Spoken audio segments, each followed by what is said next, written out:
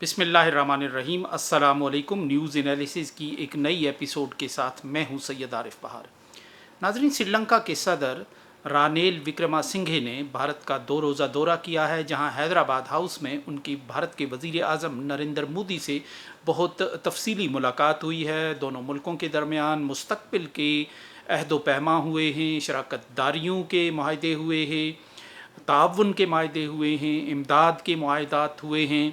اور دونوں کا جو ایک پالیٹکس ہے ریجنل، اس میں ایک ساتھ کھڑا ہونے کا بھی عزم ظاہر کیا گیا ہے۔ اس میں کئی راہداریوں کی بات بھی کی گئی ہے، فیری سروس چلانے کی بات کی گئی ہے۔ جو سری لنکا کے توانائی کے بحران ہیں اس کو حل کرنے کے لیے دیر پا اور دور رس اثرات کے حامل بہت سے فیصلے کیے گئے ہیں۔ اسی طرح پیپل ٹو پیپل کانٹیکٹ بڑھانے کے لیے بھی کئی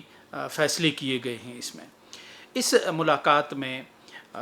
جو سری لنکا کے صدر تھے انہوں نے بھارت کا شکریہ ادا کیا، نریندر مودی کا شکریہ ادا کیا کہ مشکل کی اس گھڑی میں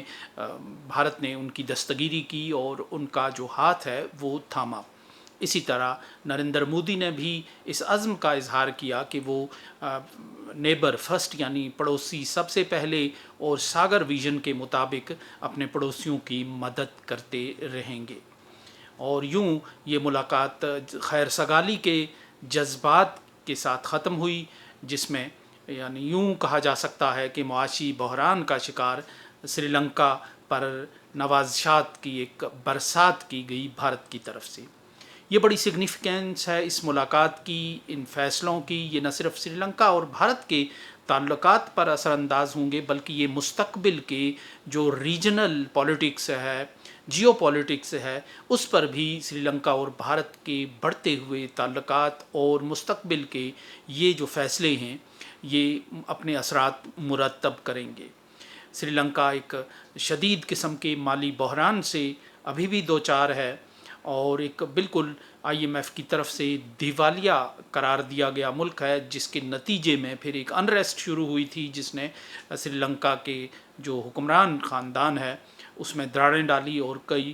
لوگوں کو مستعفی ہو کر ملک سے باہر جانا پڑا۔ عوام نے جلاؤ گھیراؤ کا بھی ایک راستہ اختیار کیا تھا۔ لیکن بہرحال سری لنکا کے جو جغرافیائی حیثیت اور جو جغرافیائی ایک نقشہ ہے اس پر اس انریسٹ کا، اس خانہ جنگی کا کوئی زیادہ اثر نہیں پڑا، اور یوں لگتا ہے کہ سری لنکا نے معاملات کو سنبھال لیا ہے۔ اور اس معاملات کو سنبھالنے کے اس عمل میں جو سب سے اہم اور طاقتور پلیئر کے طور پہ سامنے آیا وہ بھارت ہے، جو اس ریجن کی طاقت ہے، جو اس سری لنکا کا ہمسایہ ہے، اور جس کی سری لنکا پر ایک اثر رسوخ قائم کرنے کے لیے چین کے ساتھ ایک خاصی کشمکش چل رہی تھی حالیہ برسوں میں۔ اور بالخصوص ہمبنٹوٹا کی جو بندرگاہ تھی جسے چین نے اپنے اس بیلٹ اینڈ روڈ ویژن اور مقاصد کے تحت تعمیر کیا گیا تھا، وہ خاصی وجہ نظر بنی رہی بھارت اور چین کے درمیان۔ اور یوں لگتا ہے کہ اس محاذ پر چین کو ذرا پیچھے دھکیل دیا گیا ہے عالمی طاقتوں کی طرف سے، اور اب عالمی طاقتوں کی طرف سے بالخصوص امریکہ کی طرف سے بھارت کو وہ رول دیا جا رہا ہے سری لنکا کو زمین سے اوپر اٹھانے کے لیے کہ جو رول امریکہ اس خطے میں بھارت کا چاہتا ہے کہ وہ اپنے تمام ہمسایوں کے لیے ایک مسیحا کے طور پر موجود ہو، اور تمام ہمسائے اس کی چھتری تلے جمع ہوں اور وہ ان کو لیڈ کرتا ہوا نظر آئے، تاکہ ایک مضبوط، مستحکم اور گرد و پیش میں کسی خطرے اور کسی شک شبے سے آزاد بھارت جو ہے وہ چین کا مقابلہ کرے۔ اور یہاں لگتا ہے کہ چین کو کسی حد تک پس قدمی پر مجبور کر دیا گیا ہے سری لنکا کے معاملے میں۔ سری لنکا کا یہ جو قصہ کہانی ہے یہ پاکستان کے لیے خاصی اہمیت کی حامل ہے، کیونکہ پاکستان بھی ایک اقتصادی اور سیاسی بحران کا شکار ہے اس وقت۔ بالکل سری لنکا کی مثالیں دی جا رہی تھیں کہ اگر IMF نے بیل آؤٹ پیکیج نہ دیا اور اس کے ساتھ $3 ارب کا معاہدہ نہ ہوا IMF کے ساتھ، تو پاکستان دیوالیاپن کا شکار ہو جائے گا، سری لنکا ہی کی طرح۔ اور اس سے پہلے ہی پاکستان میں ایک پولیٹیکل انریسٹ 1.5 سال سے چل رہی تھی، مظاہرے چل رہے تھے، احتجاج چل رہے تھے، جس میں لوگ اپنا غم و غصہ ظاہر کر رہے تھے۔ سو پاکستان اور سری لنکا کے حالات میں یہ مماثلت بھی تھی کہ چین اور بھارت دونوں اس پر ایک اثر رسوخ قائم کرنا، بھارت براہ راست تو نہیں، امریکہ کے ذریعے ایک اثر رسوخ پاکستان پر قائم کرنا چاہتا تھا، اور پاکستان چین کو پاکستان کے معاملات میں اور مستقبل کے امکانات میں تھوڑا پیچھے دھکیلنا چاہتا تھا۔ وہ بھارت جو امریکہ ہے وہ پاکستان سے بھی یہی مطالبہ کرتا تھا کہ وہ چین کے ساتھ اپنے اسٹریٹجک تعاون کو ایک کم کرے، اور چین کے ساتھ اپنا جو تعاون ہے اسے ایک حد میں رکھے۔ اور اسی طرح جو ہمبن-ٹوٹا کی طرح گوادر کی بندرگاہ بھی بین الاقوامی شکاریوں کے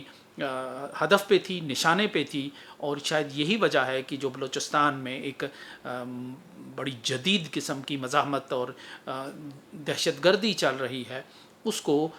کہیں اعلانیہ تو کہیں غیر اعلانیہ بہت سی طاقتوں کی حمایت حاصل ہے، کہ جو گوادر بندرگاہ کو اس مقصد کے لیے جس کے لیے چین نے اس کا خواب دیکھا تھا یا تعمیر کیا تھا، وہ اس کے لیے پوری طرح استعمال نہ ہو سکے۔ یوں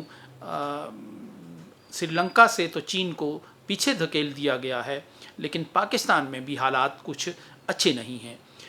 یہ جو سری لنکا اور بھارت کے درمیان نئے عہد و پیما ہوئے ہیں، تو مجھے 2011-12 میں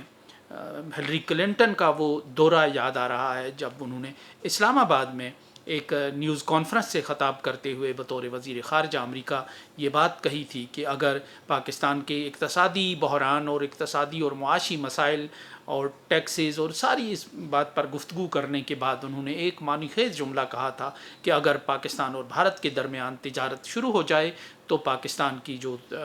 معیشت ہے وہ راکٹ کی رفتار سے اوپر جا سکتی ہے اور ترقی کر سکتی ہے۔ یہ صرف ایک جملہ ہی نہیں تھا، بلکہ یہ ایک منصوبہ تھا، ایک بلو پرنٹ تھا کہ پاکستان کی جو ڈوبتی ہوئی، اس وقت سے ظاہر ہے کہ برسوں سے پاکستان کی معیشت لڑکھڑاتی رہی ہے، تو پاکستان کی معیشت کو بھارت کے ذریعے سہارا دینا ہے، تاکہ بھارت اس خطے میں معاشی مسیحا کے طور پر سامنے آئے اپنے ہمسایہ ملکوں کے لیے۔ اور جب بھارت کا ڈریکولا سے ایک سانتا کلاز کا سا رول بنے گا، تو چین کے لیے الٹیمیٹلی سپیس خود بخود کم ہوتی چلی جائے گی۔ اب یوں لگتا ہے کہ پاکستان کے محاذ پر بھی چین کو کسی حد تک تھوڑا پس قدمی پر مجبور کر دیا گیا ہے۔ پاکستان کے حکام سی پیک کے جتنے زبانی ترانے گائیں، لیکن یوں لگتا ہے کہ چین کو بھی اس کا احساس ہو گیا ہے۔ اس کا سب سے بڑا اظہار اس چین کے وزیر خارجہ نے ایران میں کیا تھا، جب اس نے ایک جملہ کہا تھا کہ ایران کی یہ خوبی ہے کہ وہ ایک ٹیلی فون کال پر اپنی پالیسی تبدیل نہیں کرتا۔ یہ چین کے مزاج کے اور چین بھارت اور پاکستان کے تعلقات کے تناظر میں بالکل ایک نئی بات تھی اور نیا انداز تھا بات کرنے کا۔ اب یوں کہتے ہیں کہ چین نے خطرے کو بھانپ کر واخان کے راستے جو ہے وہ ایک نئے وینیوز تلاش کرنا شروع کیے ہیں، جو سی پیک کے متبادل کے طور پہ کام کریں اور گوادر بندرگاہ کے متبادل کے طور پر کام کریں۔ تو یہ وہ حالات ہیں کہ جو چین کو مجبور کر رہے ہیں کہ وہ پاکستان میں اپنے جو منصوبے ہیں تھوڑا سا پیچھے ہٹے ان سے، پاکستان میں جو ان کے مقاصد ہیں وہ ان سے پیچھے ہٹے۔ حقیقت میں اس کا جو بنیادی مقصد ہے وہ صرف یہی ہے کہ بھارت کو ساؤتھ ایشیا کے ملکوں کے لیے ایک مسیحا کے طور پر پیش کیا جائے، اور مضبوط اور مستحکم بھارت جب اپنے علاقے میں ہوگا، اپنے جامع میں ہوگا، اپنے دائرے میں ہوگا، تو وہ چین کی آنکھوں میں آنکھیں ڈال سکتا ہے۔ اور چونکہ چین اور پاکستان کے درمیان ایک دو محاذوں کی ایک جنگ کا ایک افسانہ بھی چل رہا تھا یا ایک تعاون چل رہا تھا، اس سے بھی بھارت کو آزاد کرانا مقصود ہے، تاکہ چین کے ساتھ اگر مٹ بھیڑ ہوتی ہے بھارت کی کسی وقت، تو اس میں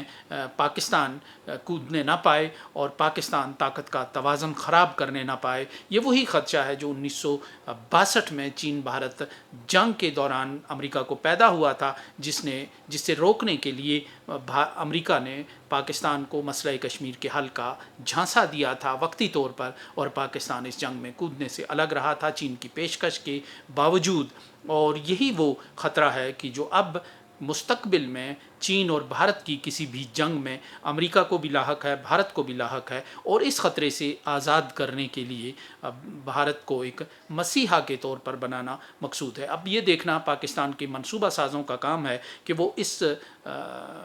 صورتحال کو، اس اسکرپٹ کو کس حد تک قبول کرتے ہیں۔ لیکن سری لنکا کے معاملے میں جو بھارت کی پیش قدمی ہے، جو بھارت کو ایک سپیس حاصل ہوئی ہے اور چین پیچھے ہٹتا ہوا نظر آ رہا ہے، اس میں پاکستان کے لیے ایک خطرے کی گھنٹی ہے۔ اگر پاکستان اس کو خطرہ سمجھتا ہے، اگر سوچنے اور سمجھنے کے انداز تبدیل کرنے ہیں اور اسی عالمی اسکرپٹ کے تحت تبدیل کرنے ہیں، تو پھر تو کوئی یہ ایک نارمل سی بات ہے۔ ملکوں کے درمیان تعلقات بنتے بھی ہیں، بگڑتے بھی ہیں، سکڑتے بھی ہیں، طویل بھی ہوتے ہیں، محدود بھی ہوتے ہیں۔ اس کے ساتھ ہی اجازت دیجیے۔ اللہ نگہبان۔